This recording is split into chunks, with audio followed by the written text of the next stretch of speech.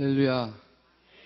오늘 밤에도 하나님의 은혜가 여러분에게 충만히 임하시기를 주의 이름으로 축원합니다. 우리가 4월에 사순절을 보내고 있습니다. 말씀은 주제는 실패 극복이라고 하는 말씀의 주제를 가지고 우리가 함께 은혜를 나누고 있습니다. 4월 다음 주는 우리 성금요일이 됩니다. 굿프라이데이. 그래서 성금요일 성찬 예배로 같이 모여서 예배하고 성찬하고 기도하고, 그리고 4월 마지막 주간 금요일은, 이달 마지막 주간 금요일에는 다시 한번 무릎 기도회로 2달 만인데요. 여기 바닥에 의자를 좀 다 치우고 바닥에 앉아서 같이 무릎을 꿇고 하나님께 말씀 듣고 기도하고. 그런데 다리 안 좋으신 분들은 걱정 안 하셔도 돼요. 뒤에는 의자가 있으니까 다리 안 좋으신 분들은 뒤에 앉으셔서 이렇게 함께 은혜를 나누면 되겠습니다. 다음 주, 그 다음 주 말씀은 함께 우리 남편 되시는 분들 좀 많이 오셨으면 좋겠다 싶습니다. 4월 마지막 주에는 우리 여자 권사님, 집사님, 성도님들도 있지만 남자들을 위한 메시지를 좀 준비해서 전하려고 합니다. 그러니까 양해를 먼저 부탁을 드리고, 오늘 말씀의 제목은 능력을 구하라. 그러나 동기부터 바로 세우라. 이겁니다. 벌써 설교 제목 딱 들어가니까 내용이 다 이해가 되시죠? 특히 제가 더 말씀을 안 드려도 능력을 구하면 하나님 능력을 주시겠구나. 그런데 올바른 동기로 구하는 게 맞겠구나. 이거 한마디면 오늘 말씀은 딱 끝납니다. 이걸 가지고 40분 동안 그 안에 녹아있는 은혜를 함께 나누려고 하는 거예요. 윈스턴 처칠은 말하기를 이렇게 말했습니다. 성공은 열정을 잃지 않고 거듭해서 실패를 극복해 나가는 것이다. 그랬어요.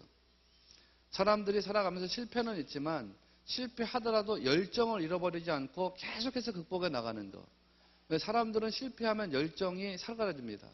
실패하면 열정이 꺾이고 사그라지고, 그러니까 다시 도전할 용기가 안 생기거든요, 사실은. 그런데 성공이라고 하는 것은 그 열정을 실패했더라도 잃어버리지 않고 계속해서 도전하면서 실패를 극복해 나가는 것이다. 그랬습니다. 그러니까 이 말의 핵심은 뭐냐면, 누구든지 실패할 수 있고 누구든지 실수할 수 있지만 그것이 인생을 더 윤택하게 하는 성숙의 과정이다. 그걸 깨달으라는 거예요. 성공적인 기업가들도 대부분 여러 가지 실패를 겪었지만 그것을 중요한 교훈으로 삼았던 분들이었습니다. 그래서 성공은 99%의 실패로 이루어진다. 이런 말도 있잖아요, 여러분. 영국의 스티브 잡스라고도 하는 다이슨사의 CEO 제임스 다이슨이라고 하는 사람이 이런 말을 했어요. 계속해서 실패해라. 그것이 성공에 이르는 길이다. 좀 기분 나쁘신가?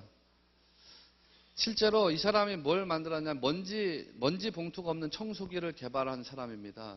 저는 먼지 봉투가 없는 청소기가 뭔지 잘 몰라요, 사실은. 그런데 우리 잘 아실 거 아니에요. 먼지 봉투가 없는 청소기. 그 개발하기 동안 5년이 걸렸는데 5년 동안 5126번 실패를 했다는 거예요.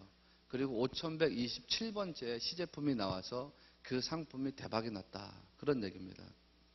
다윗도 비슷한 길을 걸었습니다. 이 사람이 실패하기도 하고 오랜 세월 동안 도망자 생활을 했지 않습니까? 다윗과 사울의 인생은 굉장히 대비됩니다. 사울이 하나님으로부터 버림받은 다음에 하나님의 영이 그에게서 떠나갔다. 그리고 하나님이 부리시던 악신이 그를 번뇌하게 했다 그랬습니다. 그 기간이 몇 년이냐면 13년이라 13년. 그쯤에 다윗은 거꾸로 사무엘에게 왕으로서의 기름 부음을 받습니다. 이스라엘의 왕이다 네가 앞으로 라고 하는 것을 하나님이 선언을 해버리셨습니다. 인정을 해버리셨습니다. 그런데 그 13년 왕으로 기름 부음 받고 난 다음에 13년 동안 다윗은 왕으로 살지 못하고 도망자로 살고 쫓겨다니는 사람으로 살았습니다. 항상 쫓기는 인생이었죠. 근데 오스 힐먼이라고 하는 분이 뭐라고 말하냐면, 다윗이 13년 동안 도망자 생활하는데 다윗이 도망자 생활을 할 그때 굉장히 재미있는 일이 일어났다. 이래요. 그때 굉장히 흥미로운 일이 일어났다. 그 흥미로운 일은 뭐냐면, 다윗이 도망자 생활을 하는 동안에 또 다른 실패자들 무려 몇 명이요? 실패한 사람 400명이 다윗 주변으로 몰려들었어요. 성경은 말합니다. 사무엘상 22장 2절에 환난당한 모든 자와 빚진 모든 자와 마음이 원통한 자가 다 그에게로 모였고, 여기 그는 다윗입니다. 그는 그룹의 우두머리가 되었는데 그와 함께한 자가 400명 가량이었더라. 이렇게 성경이 기록하고 있습니다. 이 400명은 여자를 제외하고 어린아이를 제외한 숫자입니다. 전쟁터 나가서 싸울 수 있는 사람의 수. 이스라엘 사람들이 성경을 기록하면서 여기에 숫자를 계수할 때 기본적 원칙이 뭐라고 말씀드렸지요? 전쟁터에 나가서 싸우는 사람 수만 셉니다. 그러니까 20세 이상의 장년들, 싸우지 않는 사람들은 그 숫자에서 제한다 그랬잖아요. 그러니까 예수님이 오병이의 기적으로 몇 명을 먹였습니까? 5,000명. 그 숫자도 어떤 사람들을 계수한 거라고요? 전쟁터에 나가서 싸울 수 있는 사람 숫자. 그러니까 어린아이도 합치고 여자도 합치고 그러니까 뭐 최대 2만에서 2만 5천 명 잡는 거 아닙니까? 어마어마한 기적이죠, 사실은. 어떻든지 간에 다윗이 도망자 생활하는 동안에 실패한 사람들, 마음이 원통한 사람들, 환난당한 사람들, 빚진 사람들, 이런 사람들이 다윗에게 몰려들었다는. 그래서 다윗이 그 그룹의 우두머리 리더가 됐습니다. 처음부터 다윗과 함께한 사람들의 면면을 보면 세상적인 안목으로 볼 때는 다 실패하고 상처 입은 사람들입니다. 그런데 놀랍죠, 여러분. 반전이 일어나는데 이 실패하고 초라한 상처 입은 사람들이 나중에 다윗의 가장 강력한 군대가 됩니다. 그리고 이스라엘의 통치자들이 됩니다. 있을 수가 있는 일인가요? 요즘은 옛날에 무슨 고구려 백제 신라 얘기를 우리도 드라마로 많이 해가지고 보면은 다 한량 같은 사람들이 모였다가 나중에 정치권의 핵심으로 다 이렇게 되는 그 드라마를 많이 보셔서 이게 별로 신기하지 않으신 것 같아요. 이거 굉장히 신비로운 일입니다. 성경이 뭐라고 그 사람들 소개했습니까? 환난당한 사람, 빚진 사람, 마음이 원통한 사람. 그 사람들의 면면이 환난당한 사람, 빚진 사람, 마음이 원통한 사람. 여기 혹시 그런 분 계세요? 환난 중에 있든지 마음에 원통한 사람이 있든지 혹은 빚진 자로서 살아가는 분이 있으신가 이 말이에요. 이걸 하나님이 완전히 뒤바꿔 버리는 겁니다. 다윗의 가장 강력한 군대, 이스라엘의 통치자들. 이건 굉장한 기적입니다. 어떻게 그것이 가능했을까? 하나님이 그들의 배후에 계셨기 때문입니다. 우리도 그래요. 우리도. 오늘 본문 말씀도 보면 여기 이 사람들은 또 실패한 모습을 여기서 발견하게 됩니다. 성이 다 불타고 집 머물던 거처가 다 불타고 가족들 다 끌려가고 그나마 있던 소망이 다 무너졌던 사람들. 이 사람들이 그 소망을 다시 극복해내고 다시 한번 다윗의 강력한 군대로 거듭나고 이스라엘의 통치자가 된다. 무엇이 가능하게 했냐? 하나님이 그들의 배후에 계셨기 때문입니다. 오늘 하나님이 우리의 배후에 계신 줄로 믿습니다. 그렇기 때문에 우리가 어떤 상황이냐, 어떤 조건이냐, 어떤 환경이냐 이거는 무시해도 좋다 이 말입니다. 하나님이 역전하시는 하나님. 죽은 자도 살리시고 없는 것도 있는 것 같이 만드시는 분인 것을 꼭 기대하시고 바랍니다. 그리고 하나님의 배후에 계신데 그걸로 끝인 게 아니라 사실은 다윗이 하나님께 기도하고 하나님께 해답을 구하고 하나님이 인도하시는 대로 실행했기 때문에 그도 축복의 사람이 되었습니다. 그 과정을 통해서 다윗 공동체가 아주 명확한 비전과 목표를 수립해 나가기 시작합니다. 우리도 그렇습니다. 방금 말씀드렸던 것처럼 조건, 상황, 환경 다 따지지 마시자 이거예요. 절망적이냐, 환난 중이냐, 빚진 중이냐, 마음이 원통한 중이냐 다 무시해버리시자 이겁니다. 그 속에서 무엇을 키워야 되냐? 하나님을 볼 수 있는 능력을 키우면 된다 이 말씀입니다. 부정적인 삶의 영역이 있더라도 그거를 그냥 깨뜨려버리면 된다는 게요. 제가 깨뜨리자고 말씀드리는 이유가 있습니다. 왜? 사람들은 부정적인 언어 생활에 익숙하거든요. 부정적인 패턴에 익숙합니다. 사람들은. 그래서 언니가 말씀드렸던가요? 영어에서도 감정을 나타내는 단어들을 알파벳 순서대로 쫙 뽑아봤다는 거예요. 심리학자가. 그래서 순서대로 알파벳 숫자로 쫙 세워놓은 다음에 감정을 나타내는 단어, 그중에 24개 단어를 발췌를 했습니다.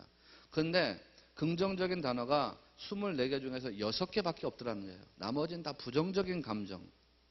그러니까 이 심리학자가 감정을 나타내는 단어를 또 558개를 분석을 했습니다.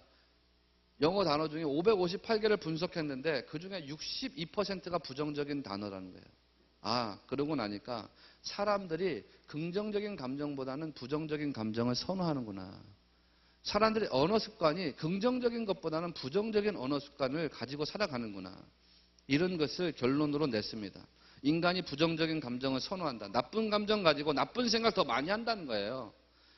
부정적이고 어두운 언어 습관에 빠지기가 쉽다는 말씀입니다. 불평하고 불만하고 두려움에 갇히고 분노에 갇히고 그렇게 살아갈 수 있는 경우의 수가 더 많다는 말씀입니다. 하나님이 주신 은혜에 감사하기보다는 불만족스럽게 살아갈 때가 더 많다는 거예요. 이거를 오늘 여러분들이 통째로 극복해낼 수 있는 복된 밤이 되시기 바랍니다.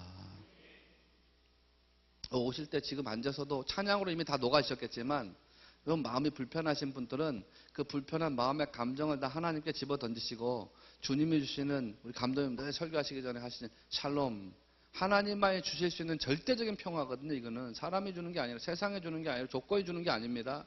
하나님 주시는 절대적인 평화, 이 샬롬, 이것을 다 얻으시고 돌아가시게 되기를 바랍니다. 오늘 본문으로 한번 들어가 보세요. 다윗이 시글락이라고 하는 곳에서 임시 거처로 살고 있었습니다. 블레셋 사람의 용병이 되려고 했습니다. 이스라엘하고 블레셋하고 전쟁을 하는데 블레셋 사람 아기스라고 하는 사람의 용병 대장이 돼가지고 싸움에 참전하려고 했습니다. 사실 하면 안 되는 건데 싸움을 하러 나간 거죠. 부하들하고 시글락이라고 하는 자기 거처를 떠나 있었습니다. 그 떠나 있는 동안에 아말렉 사람들이 침범을 한 거예요. 그래서 오늘 읽은 본문이 쫙 시작이 되는 겁니다. 아말렉 사람들이 침범해서 다윗과 그 사람들의 터전을 불사르고 파괴했습니다. 모든 재물을 다 약탈했습니다. 가족들도 모조리 사로잡아가지고 끌고 갔습니다. 돌아와 보니까 아무것도 없어요.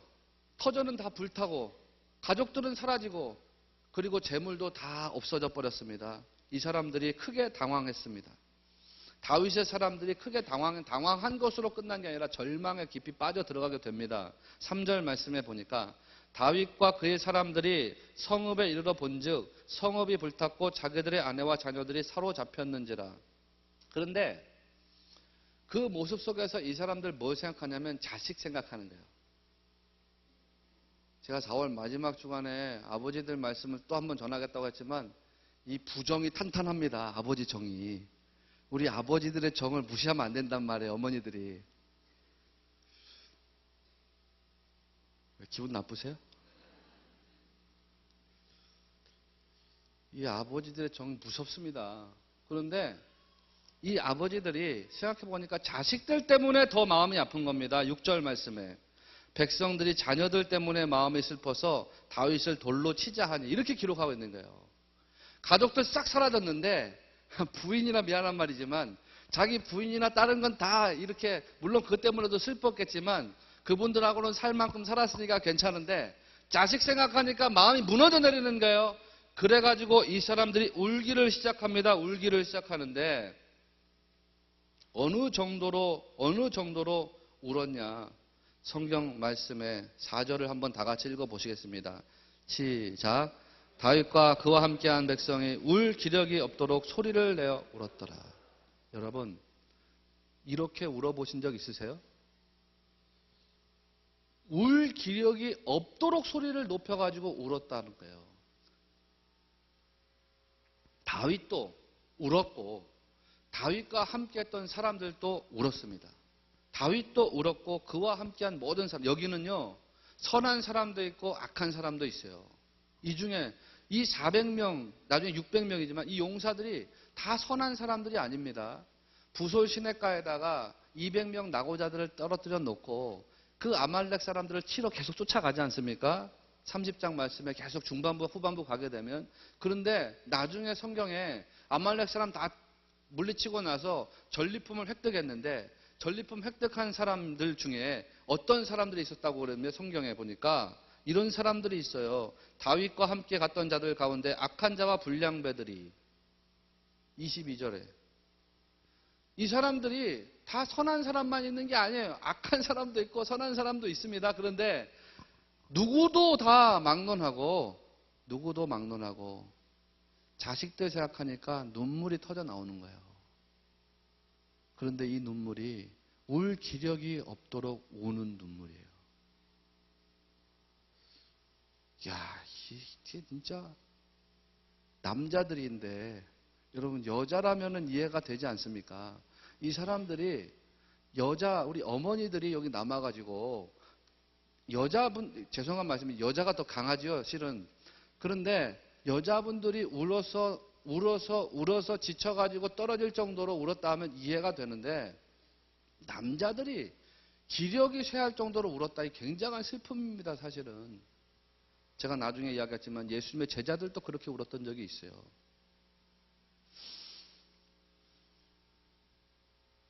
그런데 이 사람들이 그렇게 슬픔 가운데 무슨 마음이 들었냐면 누군가에게 원망하는 마음이 들은 거예요. 그 원망의 대상은 우리가 아는 것처럼 다윗입니다. 그래가지고 슬퍼 울다가 다윗을 돌로 치자. 돌로 쳐서 죽이자는 말이죠. 처음에는 누군가가 선동을 했을 겁니다. 이 선동하는 사람이 참 대단한 사람이에요. 이런 사람들 주의해야 돼요. 사실은 처음부터 사람들이 한마음 한뜻이 돼서 다윗을 돌로 쳐야 되겠다 이렇게 했습니까? 저는 안 그랬을 것 같아요. 저는 이 중에 누군가 선동한 사람이 있어요. 부정적인 감정을 최초로 토해내는 사람이 있습니다. 우리 중에도 그럴 수가 있고, 부정적인 감정을 최초로 다윗이 우리를 잘못 인도해서 우리가 다 죽게 됐다. 이 사람을 돌로 쳐야 된다. 우리 자식들이 다윗 때문에 망하게 됐다. 우리 가족들이 다윗 때문에 망하게 됐다. 우리 재산이 다윗 때문에 다 빼앗긴 바 되었다. 다윗을 돌로 쳐야 된다. 누군가가 그런 감정을 가지고 일어나서 이야기했을 겁니다. 그런데 부정적인 에너지는 전염시키는 속도가 빠르잖아요. 빠르고 강합니다. 12명의 정탐꾼이 가데스 바네아 광야에서 가나안을 정탐하고 돌아오는 중에, 가나안을 정탐하러 가기 전에 그 사람들의 신분이 이스라엘 12지파의 족장들이라 그랬죠. 이스라엘 12지파의 우두머리, 이스라엘 12지파의 리더들이에요. 제가 언젠가 말씀드렸지만 그 리더들을 뽑는 기준이 분명하게 정해져 있었습니다.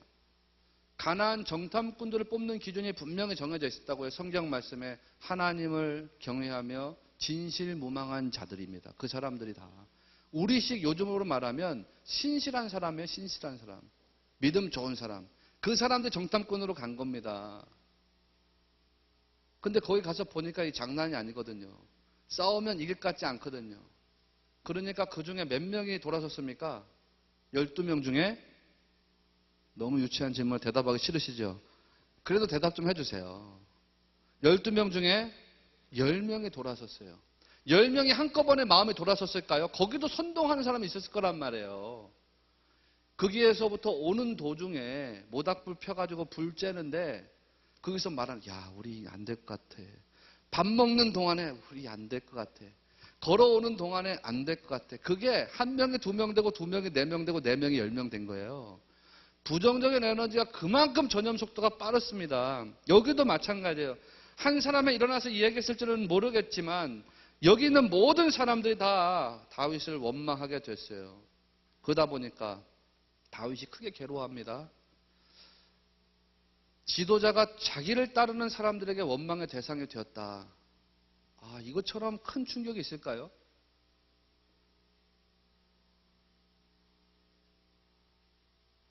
얼마나 충격적이겠어요. 피부로 안 와닿으시겠지만 4월 마지막 주에 무릎 기도한다고 이제 철야 준비하고 여기 찬양하고 딱 이제 제가 말씀 준비해가지고 쓰려고 하는데 여러분이 주머니에 돌 하나씩 갖고 와가지고 목사님 때문에 우리 인생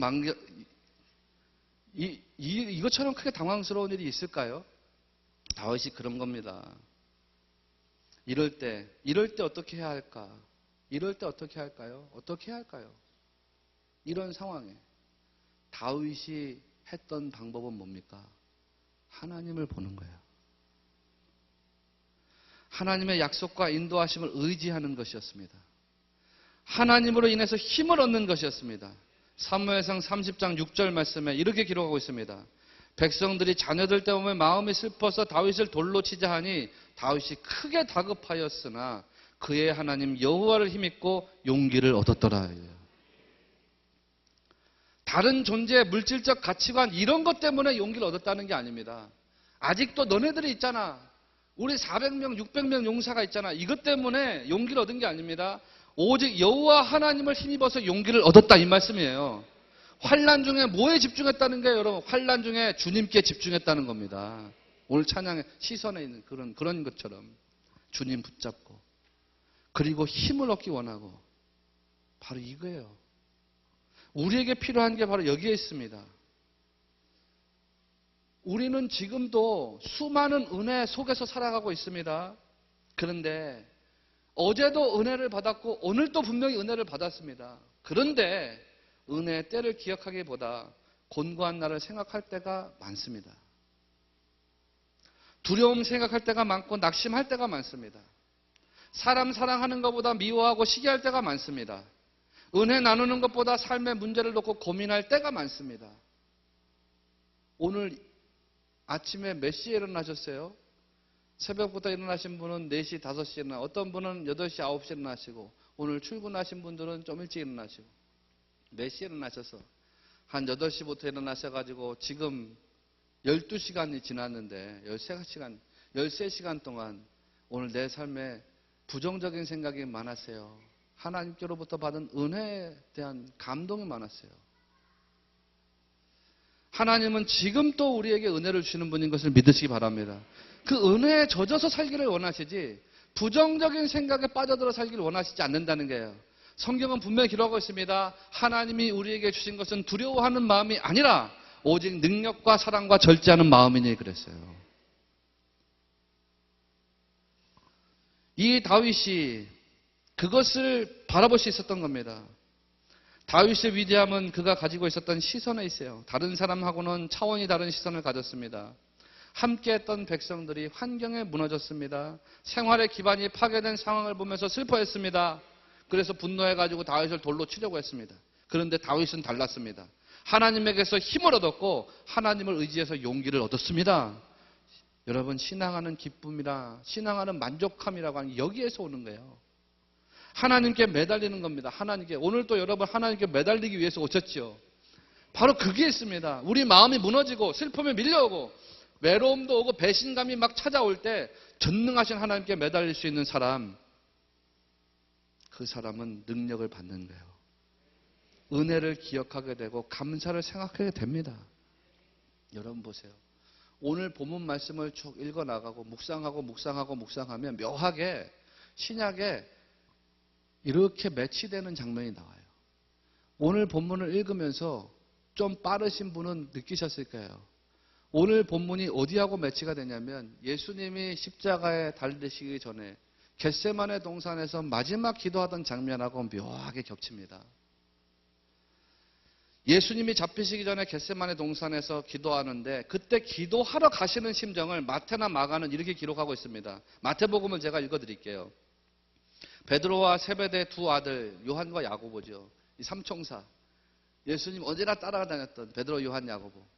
이 사람들하고 가시는데 두 아들을 데리고 가실 때 고민하고 슬퍼하사 이에 말씀하시되 내 마음이 매우 고민하여 죽게 되었으니 너희는 여기 머물러 나와 함께 깨어있으라 하시고, 예수님 마음이 어떻다고요? 매우 괴로웠다. 매우 괴로웠다. 예수님 마음은 매우 괴로웠는데 예수님이 보여주신 태도는 다윗하고 똑같습니다. 마음은 매우 괴로웠지만 하나님께 대한 시선과 자기가 가야 되는 목적에 대해서는 꺾지 않으셨다는 겁니다. 기도하시는 동안에 천사들이 힘을 더해 주셨다. 이렇게 성경 기록하고 있어요. 여러분, 이것도 참 기가 막힌 대목이에요. 오늘 여러분 기도하시는 동안에 천사가 여러분을 도와주시면 얼마나 좋겠어요. 누가복음 24장 43절에 이렇게 기록하고 있습니다. 천사가 하늘로부터 예수께 나타나 힘을 더하더라. 예수님이 이때 기도하시는 상황에 대해서 많이 들어보셨잖아요. 예수님이 기도하시는데 땀방울이 빗방울처럼 떨어지는 것 같이 기도하셨다 그랬습니다. 얼마나 처절하고 치열하게 기도하셨는지. 그런데 그 기도하시는 중에 예수님께 천사가 나타나서 도움을 주었다는 거예요. 예수님 사역의 처음과 나중에 천사가 등장합니다. 근데 여러분 생각해 보세요. 이것도 기가 막히지 않습니까? 예수님이 사역을 출발하시는 때에 천사가 나타나시는데 마지막 때에도 천사가 나타나요. 그런데 두 천사가 나타난 시점이 달라요. 첫 번째로 예수님이 사역하실 때 나타난 천사는 언제 나타나시죠? 40일 동안 광야에서 예수님이 기도하시고 마지막으로 사단의 시험을 받으시고 그리고 나서 천사가 나타나서 예수님을 이끌고 가세요. 이거 아세요? 모르세요? 아시죠? 예. 죄송합니다. 은혜방 오시는 분은 다 아세요. 보세요, 여러분. 천사가 예수님이 시험 당할 때 왜 나타나지 않았습니까? 사단 마귀하고 대적하는 동안에 왜 예수님이 나타나지 않았을까요? 시험이 다 끝난 다음에 예수님 앞에 천사가 나타나셨어요. 그럼 마지막 나타날 때도 예수님이 부활하시고 난 다음에 천사가 나타나긴 하지요. 그때 나타나는 게 맞는 거 아니에요? 그런데 요번에는 좀 다릅니다. 예수님이 기도하시는 중에, 예수님이 씨름하시는 중에, 예수님이 치열하게 뭔가 하시는 중에 이번에는 천사가 나타나서 도움을 주는 거예요. 이상하지 않습니까? 저만 이상하게 생각하는 것 같아요. 그런데 이상합니다. 고민을 많이 했어요. 왜 그랬을까? 왜 예수님이 광야에서 시험 당하는 동안에는 천사가 나타났지 않는데, 시험이 다 끝난 뒤에 천사가 나타났는데, 왜 이번에는 기도가 다 끝난 뒤에 예수님 앞에 천사가 나타난 게 아니라 기도 중에 천사가 나타났을까? 이거는 아무도 몰라요, 사실은. 근데 저는 이렇게 해석했어요. 사단 마귀하고 싸우는 것은 사단 마귀가 예수님을 시험하고 유혹하는 것이었습니다.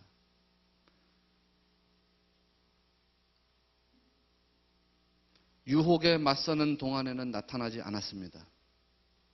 그런데 겟세마네 동산에서 기도하는 것, 이렇게 생각할 수 있어요. 예수님이 유혹과 맞서 싸우는 동안에 천사는 나타나지 않았고, 예수님이 환난과 맞서 싸우는 동안에는 천사가 나타났다는 거예요.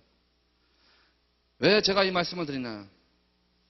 마음은 우리가 다스려야 되고 환경은 하나님이 다스리도록 해야 한다는 거예요. 하나님이 우리한테 어찌할 수 없는 유일한 게 있는데 그게 뭐냐면 우리의 마음입니다. 믿음이 없이는 하나님을 기쁘시게 할 수 없나니. 유혹은 우리가 물리치는 것이고 환경은 하나님이 물리치는 것이다, 이게요.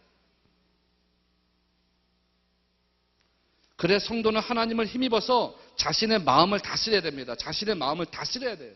마음을 다스려서 믿음을 고추 세우는 건 우리의 몫입니다. 우리가 그리고 믿음을 고추 세울 때 하나님이 환경을 다스려 나가게 힘을 주시고 능력을 주시고 용기를 주시고 담력을 주시는 줄로 믿습니다. 그래 성도는 절망과 실패에 깊이 빠져들어가지 않도록 힘써야 됩니다. 깊이 빠져들어가지 않도록. 절망이 올 수는 있지만 절망에 지배당하지 않는 인생. 실패할 수는 있지만 실패가 우리 인생을 지배하지 못하게 하는 인생. 그렇게 살아가야 합니다. 그런데 예수님이 기도하시는 동안에 이 제자들은 자기 마음을 다스리지 못해요. 다윗과 함께 있었던 사람들하고 비슷합니다. 같이 연기해서 생각해 보세요. 다윗은 자기의 마음을 다스렸습니다. 하나님께 시선을 뒀습니다. 하나님께 기도했습니다. 요청했습니다. 매달렸습니다. 그런데 그 사람들, 다윗과 함께 있었던 그 용사들, 그들은 환경에 빠져들어요. 좌절이 그들을 지배하게 만들고 낙심이 그들을 지배하게 만들고 슬픔이 그들을 지배하게 만들고 그렇게 했다. 예수님도 똑같습니다. 환경과 맞서 싸우고 환난과 맞서 싸우는 동안에 예수님은 오로지 하나님께 집중해서 기도합니다. 그런데 제자들은 자기 마음을 다스리지 못해요. 예수님 기도하시는 동안에 제자들이 뭐 합니까? 잠자요. 잠에 빠져들어가요. 안타깝습니다. 그런데 예수님의 제자들이 잠에 빠져들어가는 이유가 뭔지 아시지요? 진짜 아세요? 모르실걸요? 아실 거예요. 예수님의 제자들이 잠에 빠져들어간 이유가 누가복음 22장 35절에 기록되어 있는데 제가 읽어드리겠습니다. 기도 후에 일어나 제자들에게 가서, 예수님이 기도한 다음에 일어나서 제자들에게 갔다는 거예요. 가서 보니까 제자들이 이렇게 하고 있었어요. 슬픔으로 인하여 잠든 것을 보시고.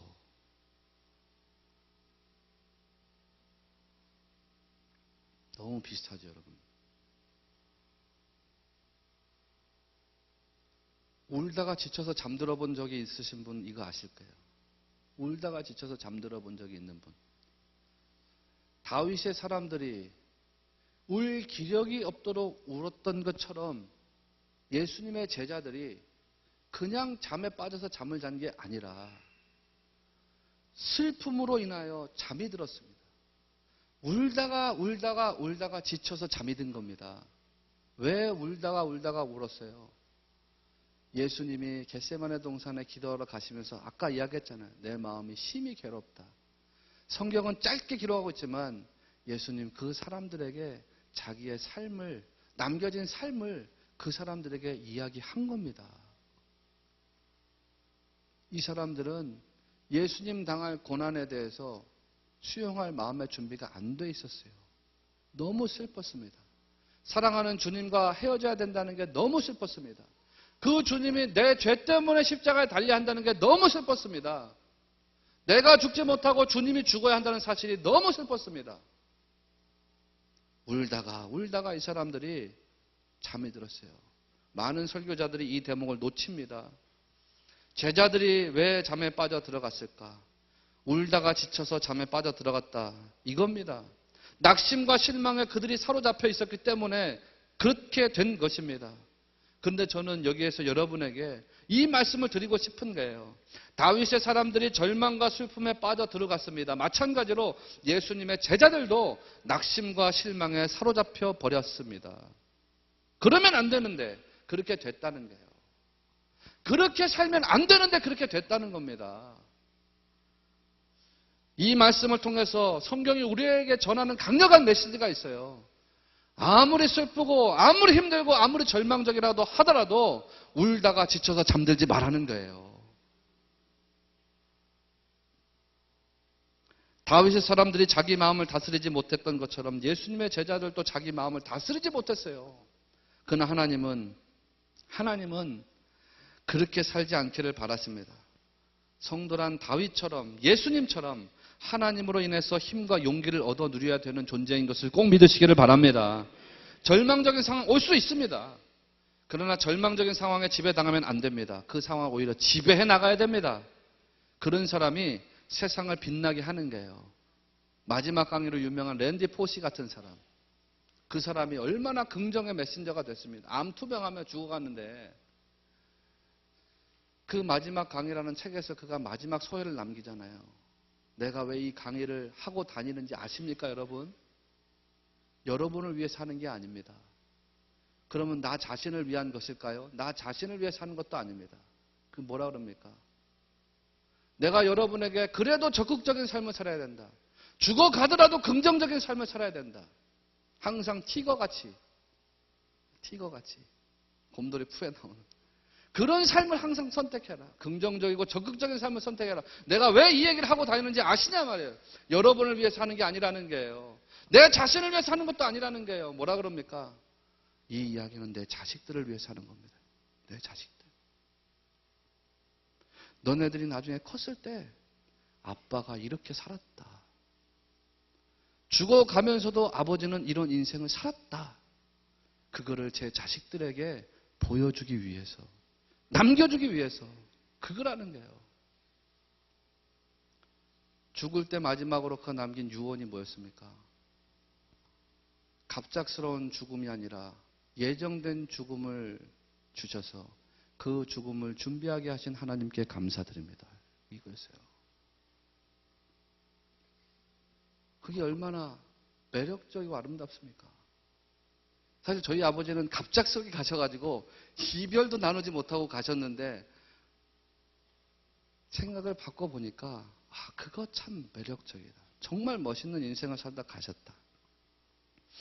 여러분, 그러니 고난도 다스리면 인생의 자원이 됩니다. 제가 말씀드렸죠. 작은 불은 바람이 불면 꺼지지만 큰 불은 바람이 불면 더 큰 불이 됩니다. 어떤 사람이 고난의 바람이 불면 믿음이 꺼져버립니다. 반면에 어떤 사람은 고난의 바람이 불면 더 큰 불덩어리가 됩니다. 바울도 고린도전서 1장 8절에서 이렇게 고백했습니다. 주께서 너희를 우리 주 예수 그리스도의 날에 책망할 것이 없는 자로 끝까지 견고하게 하시리라. 하나님 뜻에 따르는 삶, 말씀을 쫓아 사는 인생은 절대로 망하지 않습니다. 오늘 여러분이 이 말씀 믿음으로 꼭 승리하시기를 바랍니다. 제가 임원전지 훈련 때 드린 말씀이 있잖아요. 다리를 다쳐가지고 기부스를 했다 그랬잖아요, 제가. 이 이야기 못 들으신 분도 계시니까 한 번 더 할게요. 괜찮습니까? 제가 다리를 다쳐서 통기부스를 했어요, 허벅지까지. 그리고 기부스를 풀고 나서 물리치료를 받습니다. 물리치료를 받는데 다리에 여기 이게 관절이 안 꺾이니까 관절을 이제 꺾어주는 겁니다. 꺾는데 물리치료 받으러 가서 관절을 꺾는데 너무 아픈 거예요. 그래서 아프다고 침대를 기어서 갔더니 그 물리치료 하신 선생님이 너무 엄살이 심하시대. 무슨 엄살이 심합니까? 지금 내 다리를 부러뜨리려고 하는 것 같은데. 그래가지고 그분이 자기는 별로 꺾지도 않았다는 거예요. 뭘 꺾지 않냐고, 지금 내 다리가 붙었는데 그걸 다시 부러뜨리려고 하는 것 같다. 엄청 꺾으셨다고 지금 조금만 꺾어라 했더니 이분이 뒤를 돌아서 한번 보시라는 거예요. 그래가지고 제가 봤는데 저는 다리를 한 이렇게 꺾는 줄 알았어요. 그랬더니 그분이 딱 꺾었는데 이렇게 꺾더라고요. 이 정도? 그런데도 너무 아파요. 제가 진짜 엄살이 심했습니다. 병원에서 치료받는데, 여러분, 병원에서 치료받는 동안에 너무 아팠어요. 고통스러웠어요. 근데 그 치료 다 끝나고 나서 제가 그 선생님한테 했던 첫 마디가 있어요. 첫 마디. 가장 처음에 제가 무슨 말을 했을까요? 그분한테 제 치료 끝나고. 이런 치료를 안 받아보셨군요. 그 고통스러운 치료 현장이 다 끝나고 난 다음에 제가 그 선생님한테 처음 한 얘기가 감사합니다. 그리고 나오는데 제가 좀 이상한 사람처럼 생각이 들더라고요. 내가 뭐 감사하지? 저 사람 나한테 고통만 줬는데 그 고통을 준 사람한테 내가 뭘 감사하지? 근데 감사하더라고요. 왜 감사합니까? 그 순간이 너무나도 고통스러웠지만 그 고통스러운 과정이 저를 치료하는 과정인 것을 제가 알았기 때문입니다. 얘기가 여기가 끝나는 게 아니에요. 그 다음날 제가 어떻게 할게요? 그 고통의 현장으로 제가 갔겠습니까? 안 갔겠습니까? 제 발로 찾아갔죠. 고통의 현장을 제 발로 찾아갔죠. 거기서 또 저는 제 스스로 찾아가서 제 스스로 고통을 당했습니다. 그리고 고통당하고 난 다음에 그 다음에 또 제가 무슨 말 했을까요? 감사합니다. 여러분 무슨 말씀 드리려는지 아시죠?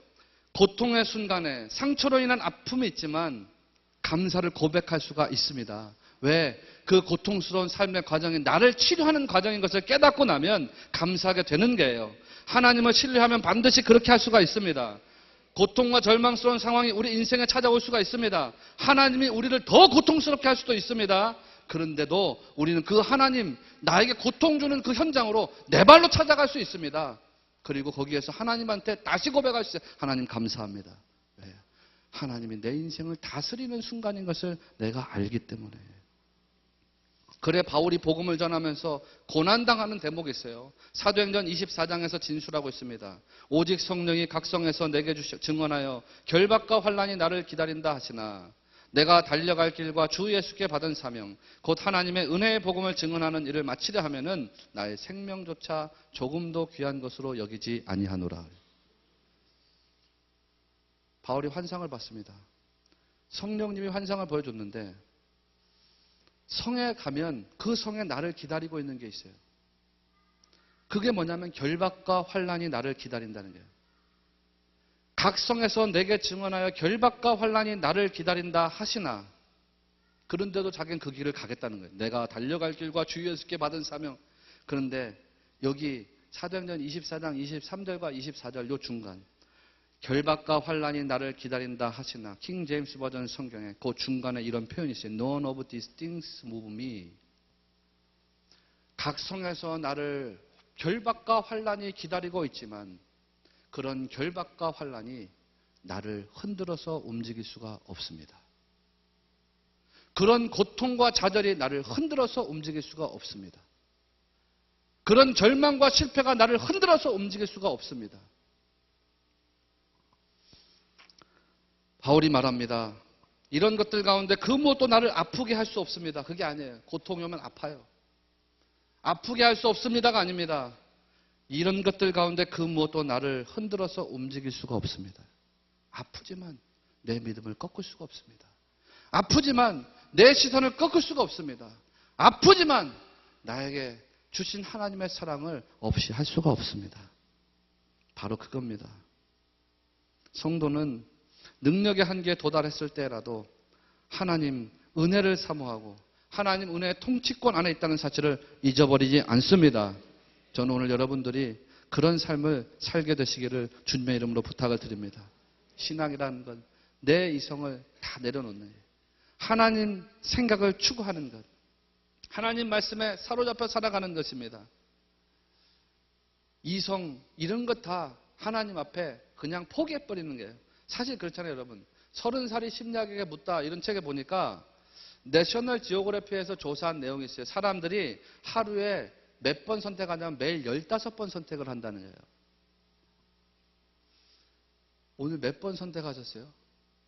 저는 오늘 몇 번 선택했는지 잘 모르겠지만 점심에 뭐 먹을까를 선택한 기억은 분명히 나요. 매일 15번씩 선택을 하고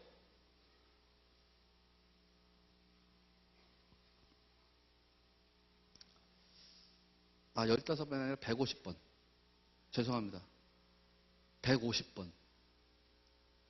사람들이 150번 선택을 하는데 그중에 30번이 신중한 선택을 하기 위해서 고백하고 5번 정도 내가 선택을 잘했다고 생각하면서 미소 짓는다는 거예요. 여러분 150번 중에 5번 내가 잘했구나. 나머지는 뭐예요? 괜히 했네 그거. 이런 거. 오늘 여러분도 150번 정도 선택하셨을 거예요. 그 중에 이거 잘했네. 하나 분명한 거 있어요. 오늘 여기 잘 왔네. 그때 가시면서 오늘 여기 괜히 왔네. 이러면 안 되는데 그런 분은 없을 줄로 믿습니다. 그러니까 이성의 한계라는 게 분명히 정해져 있다는 겁니다. 그러니까 여러분 하나님 붙잡고 사는 삶이 복된 삶인 것을 우리가 다 깨닫고 믿어야 됩니다. 오늘 아말렉 사람들하고 다윗하고 결정적인 차이가 성경에 기록하고 있습니다. 아말렉 사람과 다윗의 결정적인 차이. 그거를 우리가 알면 돼요.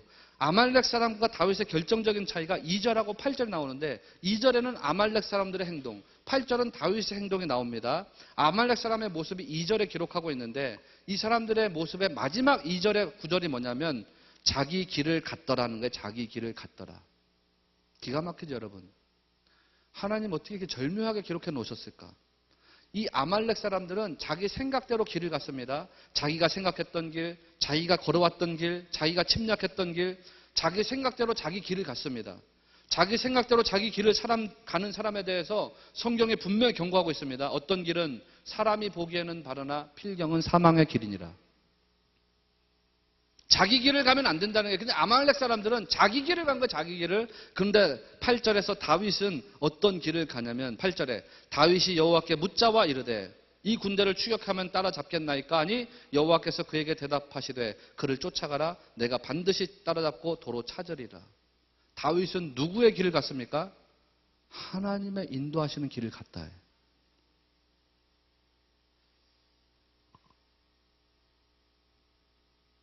그래서 에봇을 가져와 그를 찾고 그를 가지고 기도하고 하나님의 길을 갑니다. 사실 이거는 이거 시간이 없어서 여기까지만 해야 되겠습니다. 오늘 제가 원고를 짧게 준비했다고 생각했는데 딴 때보다 굉장히 길게 준비한 것 같습니다. 중요한 것은 자기 길을 갔던 아말렉 사람은 살았습니까? 죽었습니까? 죽었습니다. 하나님의 인도하시는 길을 간 다윗은 살았습니까? 죽었습니까? 살았습니다. 18절, 19절 말씀에 이런 표현이 있어요. 다윗이 아말렉 사람들이 빼앗아갔던 모든 것을 도로 찾고, 기적입니다, 이거. 회복이에요. 그들이 약탈했던 것, 곧 무리의 자녀들이나 빼앗겼던 것은 크고 작은 것을 막론하고 아무것도 잃은 것이 없이 모두 다윗이 도로 찾아왔고, 도로 찾고, 도로 찾아왔고, 양떼, 소떼, 이런 것들도 다 되찾았다. 여러분, 오늘 하나님의 인도하시는 길을 따라서 가는 사람들의 하나님이 도로 찾게 하시는 것, 이게 뭐예요? 회복. 실패를 극복하게 하시고 인생을 회복하게 하시는 놀라운 기적입니다. 놀라운 기적. 이 기적이 그렇게 하나님의 인도하심을 믿고 따라간 사람들의 삶 속에 펼쳐지게 될 줄로 믿습니다. 오늘 이것을 믿고 여러분 기도하시면서 복된 승리자로 다 살아가게 되시기를 주의 이름으로 축원합니다. 능력을 구해요. 능력을. 그러나 그 능력을 누구에게 구할 것이냐? 그 능력을 누구로부터 찾을 것이냐? 이거를 명확하게 해서 승리하시는 복된 인생들 되시기를 주의 이름으로 축원합니다. 한 말씀만 딱 드릴게요. 다윗과 함께 했던 그 실패자들, 환난당한 사람들, 마음에 원통했던 사람들, 빚진 사람들, 이 사람들이 완벽하게 변화돼서 이스라엘을 구원하는 백성들로, 이스라엘을 통치하는 백성으로, 이스라엘에 하나님의 영광을 올려드리는 백성으로 거듭났다는 사실을 꼭 믿으시길 바랍니다. 찬양하고 기도하겠어요. 하나님, 오늘 찬양하는데 우리 환경, 조건, 상황 다 아무것도 아닌 줄로 믿습니다. 하나님이 만지시면 다 변화될 줄로 믿습니다. 우리 아이들의 삶 변화될 줄로 믿습니다. 가정의 삶이 변화될 줄로 믿습니다. 내 일하는 터전이 변화될 줄로 믿습니다. 오늘 하나님 위해서 기도합니다. 오직 절망과 슬픔과 실패와 좌절 이런 거 보지 않고 오로지 하나님만 바라보면서 하나님만 기대하면서 하나님께 기도합니다. 하나님 임하시고 역사하시고 통치하시옵소서. 우리 다 찬양 부르고 함께 기도하겠습니다.